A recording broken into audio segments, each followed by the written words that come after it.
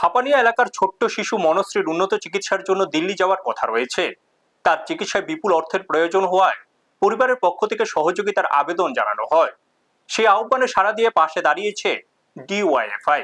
সংগঠনের কর্মী সমর্থকরা অনলাইন ও নগদ দুভাবেই আর্থিক সহায়তা সংগ্রহ করেন। সেই সংগৃহীত অর্থ মনশ্রীর পরিবারের হাতে তুলে দেন ডিওয়াইএফআই রাজ্য সম্পাদক মণ্ডলীর সদস্য গৌতম ঘোষ, ডুকলি বিভাগীয় কমিটির সম্পাদক শুভঙ্কর মজুমদার, রাজ্য কমিটির সদস্য বিজয় বিশ্বাস এবং হাপানিয়া অঞ্চল কমিটির সম্পাদক আশিস চক্রবর্তী। এই সময় গৌতম ঘোষ পাশাপাশি শিশুটির চিকিৎসার জন্য সমাজের সব সহৃদয় ও শুভবুদ্ধি সম্পন্ন মানুষের কাছে সামর্থ্য অনুযায়ী সহযোগিতার হাত বাড়িয়ে দেওয়ার আহ্বান জানান।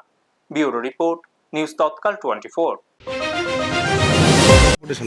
এ বিষয়ে কোনো আমরা ইতিমধ্যে ভারতের গণতান্ত্রিক যুব ফেডারেশন ত্রিপুরা রাজ্য কমিটির পক্ষ থেকে স্বাস্থ্য অধিকর্তার সাথে মিলিত হয়ে আমরা ডেপুটেশন দিয়েছিলাম। আমরা দাবি করেছিলাম যে দ্রুত যেন মনুষ্যের চিকিৎসার জন্য সরকার ব্যবস্থা করুক, সরকার দায়িত্ব নিক। এবং আজকের দিনও দাঁড়িয়েও আমরা বারবারই কথাটা বলছি যে সরকারকে এই দায়িত্ব নিতে হবে। সরকার মানুষের জন্য, আমরা জানি বাই দ্য গভর্নমেন্ট, মানুষের জন্য সরকার, ফলে তার দায়িত্ব, মনুষ্যের দায়িত্ব সরকারকে দ্রুত নেওয়া দরকার এবং দ্রুত নেওয়ার জন্য আমরা ডিওয়াইএফআই আমরা দাবি করছি।